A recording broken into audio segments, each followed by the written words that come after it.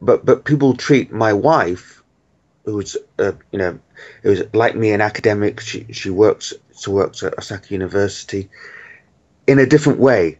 It's a different experience that she's having as a disabled person in Japan than I am. That's Dr. Michael Pickett, and he'll be joining us in just a few moments. You're listening to Asia Now, a collection of stories and interviews from the Asia-Pacific region. You can download all of our programs from iTunes, Stitcher, and TuneIn Radio. If you enjoy the episode, we'll hope that you'll share it with your friends and subscribe so you won't miss the next one.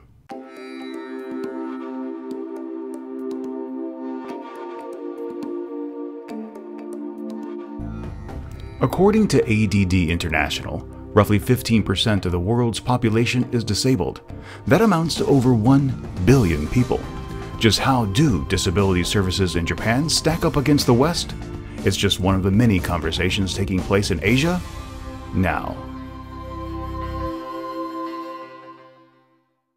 Welcome to Asia Now. I'm Steve Miller. In 1990, the United States implemented the Americans with Disability Act. It was designed to make sure that everyone had access to everything. But when I first came to Asia in 2008, specifically Seoul, I found things a little bit different. In fact, quite frankly, I found them inhospitable. Yes, there were some stalls, yes, there were elevators and even some ramps, but nowhere near as many that were in the United States. In fact, many places had no ramps. There were only stairs. Very narrow stairs, very steep stairs. And even someone of my stature, I'm 6'4", sometimes I had very difficult times navigating the corridors. They were just too narrow. How was someone going to be able to get around in a wheelchair? And the truth of the matter is, up until recently, I very rarely saw anyone out in Seoul in a wheelchair, in a mobility scooter. It was almost as if people didn't want them to be seen. It was only really within the last 2 years that I started seeing more buses that were actually accommodating wheelchairs. They were specially lowered, they had ramps, they actually had signals that these were designed for those in mobility devices. South Korea and Japan are often compared to one another, so it really made me wonder what would be someone's experience living in Japan. Dr. Michael Pickett is an academic and blogger currently residing in Japan, and he joins us today to discuss this topic. Dr. Pickett, welcome to Asia Now. Hello there. So, we're talking about disabilities, being disabled in Asia, specifically being disabled in Japan. Dialing back the hands of time, can you briefly explain what your familiarity level with this topic is? I have my disability is cerebral palsy. I have what's called left-sided hemiplegia. I have very little mobility and sensation on my left side because of it. I walk with a limp. A philosophy graduate. I'm a PhD in philosophy. I currently work at Handai at Osaka University. What was it like growing up in England with left-sided cerebral palsy? I always want to say more about it, but unremarkable ultimately. Why would you say it's unremarkable? Yeah, well, it's I have a disability, but ultimately, yeah, people just don't. Britain as a place is actually quite repressed. People don't necessarily talk to each other. Ultimately, I just factored in. I always felt a bit excluded myself, but yeah, it's as I said, it isn't remarked on. It's literally unremarkable. When you say that you felt left out, in what way? Well, for example, this may sound like it was quite bad, but at school. I suppose high school, we don't call it high school in Britain, but yeah, between the ages of 11 to 15, I was separated from the rest of the class during when there wasn't classes. So during break and lunch hour, I was kept in a different room because my disability was considered so bad I couldn't be with other people. What was the explanation for that? But I had a disability which made it likely that I was going to fall down or be hit. It's difficult to explain, but because if you see me now and maybe you watch my YouTube videos, I seem to be able to walk and stand. But when I was under 15, I had almost no mobility. So it's quite possible, for example, that a fellow student, not meaning to harm me, could literally bump into me and knock me over. Then what's changed between then and now? Because, like you said, you have YouTube videos, and we've met in person in Tokyo, and you had no problem, for at least from my perspective, walking around. What changed in between? I got older. But it sounds unsatisfactory answer, but yeah, you learn to physically assert yourself, if nothing else. You learn to actually move and talk and walk. Still difficult though. It requires a lot of effort for me just to even do this podcast. I may look sort of relaxed, but ultimately, yeah, it's requiring a lot of effort just to stay up. You mentioned that in 2012 you moved to Japan, and then what did you notice that was either the same or different, or any new challenges? Challenges. Well, there are some, but most of them are physical, though, which sounds a small thing. It sounds a big thing. It's to say most of my problems are physical, because yeah, in Britain there's very little access. Here, at least, there is a certain accommodation made for disabled people. There are elevators in most train stations, for example. In fact, I never forget my initial impression was this is actually pretty good for physical access, but where are the disabled people? You wander through Shibuya or somewhere like that, and you don't actually see many people in wheelchairs, and yet the physical environment is quite friendly to it. So why do you think that in Tokyo, in Shibuya, there are these services, but you said that they were absent in England? Yeah, it is an odd thing. It's just, yeah, it's like nobody told anyone that it's actually okay to go out now. Wow, I'm sitting here and I'm really finding that hard to believe, that Tokyo in many ways is more advanced than England. It is. And one also has to factor in that my experience of Japan is as a foreigner. My wife also has cerebral palsy. It's a different type than mine, but nonetheless cerebral palsy. And well, people treat me in a certain way because I'm a foreigner. I'm living in Japan, and therefore kind of exotic, unusual. But people treat my wife, who's who's like me, an academic. She works at Osaka University, in a different way. It's a different experience that she's having as a disabled person in Japan than I am. Can you go into more detail? Well, it's difficult all I can give is specific examples, and one would be, for example, in Japan, there's priority seats on train, seats set aside for disabled, pregnant, and elderly. People get up for me; they do not get up for her. They'll give up their seat for me, but not for her. Reason being, she's Japanese. She's meant to look after the foreigner. And that gives an impression sometimes that my disability is almost receded. It's like a background notion. It's like it's not the most notable thing about me where it would be in Britain. The most notable thing about me is I'm not Japanese.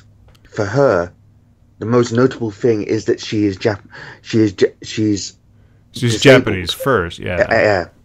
I'm actually really surprised about that because here in Korea and other Asian countries I've traveled to, when you do find individuals who meet the requirements of those reserved seats, pregnant, with child, injured, whatever, I've always found people really cordial in terms of getting up and allowing those people to sit down. I'm really surprised that in Japan, your wife doesn't receive that kind of treatment. It's a it is an odd social convention. Put simply, if I go on a train and there's that little section priority seats, I don't have to ask. I will simply stand near the seats and someone will ultimately get up, and that says a lot of good things about Japan, that people actually do obey the social conventions, that yeah, these seats are meant for disabled people. But on the other hand, if my wife was with me, they wouldn't get up for her. Has that always been the case? Yeah, it's actually rather bizarre. Yeah. Have you ever been together and go to that special area and only have someone offer the seat to you and not to her? Yeah, it is kind of bizarre, and the explanation, if it's ever given, is that you're Japanese, you know this country. This foreigner, though, he doesn't. But that's not even relevant to the conversation. The issue is that these are reserved seats for people with special needs, whether they be disabled, whether they be elderly, whether they be injured or with child. Doesn't matter if you're Japanese or not. Going on to over the last 2 years, you've been in Japan for 2 years. Has there been any changes that you've witnessed since then? Japan signed up to the UN Declaration on Human Rights subsection for disability. Respect for disabled persons is the actual name of the. That was interesting. One thing, though, the most interesting thing about it is that they were something like the 143rd country to do so. They hadn't signed up to it before. And the cynic in me is thinking that the reason they did this is because the reason Japan signed up to it is because the Olympics is coming, and they have to look respectable. And that's what I wanted to get to next. With the 2020 Olympics just 6 years away, do you think Japan is on the right track in getting ready for both the Olympics and the Paralympics? It could do a bit more. What was notable, for example, about the London 2012 Olympics, mainly organised by Sebastian Coe, was that he actually mentioned the Paralympics in his talk, in his sort of speech to the Olympic Commission, the pitch to actually get the Olympics. There's been very little talk about the Paralympics in Japan. Remember, it's not just the Olympics; it's the 2020 Olympics and Paralympics. Right. Will it be shown on NHK? I was disappointed with the recent Olympic coverage of football, for that matter. Anything happening in 2016, 2012 rather, and 2016, NHK actually has the broadcast rights. Yeah, it doesn't need to pay for footage of any of the games, but very little of 2012 was actually shown on NHK, and certainly less than half an hour of the Paralympics were shown. So as we move closer towards this 2020 date, what do you think is going to be the largest hurdle, the biggest challenge for Japan to get ready for the games? The largest hurdle, I think, ultimately will be that there are still some places that just don't have good access in a physical sense. I have this vision of a Shibuya crossing completely covered with wheelchairs. It won't happen though, because ultimately Shibuya Station, and more particularly actually Harajuku Station, is terrible. It's too narrow. You can't actually. I actually took a friend who has a disability there, and we couldn't leave the station. His wheelchair was too wide. Ultimately, we left because I carried him and we sort of forced it through. But yeah, there are certain pockets in Japan where access is not so great, and one of them, unfortunately, is Shibuya. Because if you were a tourist coming to Tokyo, you'd want to go to Shibuya. Have you ever heard of anyone complaining about the difficulties when they're visiting Japan in terms of disability access? Now, I helped a journalist who writes for disability magazines. I helped him have a trip over here. I didn't actually meet him in the end, but I sort of helped his itinerary. He writes for something called Disability Matters, and he reported more or less the thing I'm saying to you now. That generally speaking, it's pretty good, but there are little pockets of well, why aren't there elevators going up down to the train tracks as well as up away from them? For example, it's kind of odd. But if you go on, say, Osaka monorail, or ironically, most stations in inner Tokyo, once you get to the actual city, the Shibuya, Shinjuku, the actual city, there's very little in terms of elevators and access. Is there anything else you'd like to add? There is one other thing that, and again, this is the contrast between difficulty of access, but it's one way in which Japan is different and better than Britain.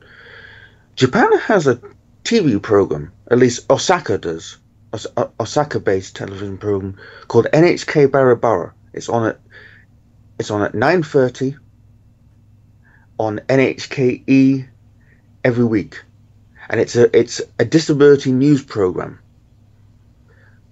Britain stopped doing this about the BBC stopped doing it at least about 10 years ago because no one watched it. But this program, and it's been running for a couple of seasons now, is doing pretty well. And that actually says something about a country that yeah, the disability news program is being watched by a mainstream audience. Thank you very much for joining us today. Mm-hmm. That's Dr. Michael Pickett, and I do want to thank him again for joining us today. Over in the show notes at AsiaNewsWeekly.net, you will find a link to his blog, The Limping Philosopher. But before I go, I have to ask you, what are your experiences here in Asia? Do you see significant and suitable and adequate disabled services in your area? If you're an expat, how do they compare to what you experienced back home? Is it similar to what Dr. Pickett explains, that Japan is better than Britain? Or is it something analogous to what I've experienced here in Korea, where there are more services in the U.S. than in Seoul? I hope you'll take a moment to leave your thoughts either on our webpage or on Facebook or Twitter. You can find us, of course, at AsiaNewsWeekly.net, but our Facebook page is facebook.com/AsiaNewsWeekly, and of course our Twitter feed at AsiaNewsWeekly. If you know of someone who might enjoy this particular topic and enjoy this episode, I hope that you will share the episode with them. And also, if you use iTunes or Stitcher, please take a moment and rate the show. Well, that's it for today. I do want to thank you for listening. For Asia Now, I'm Steve Miller.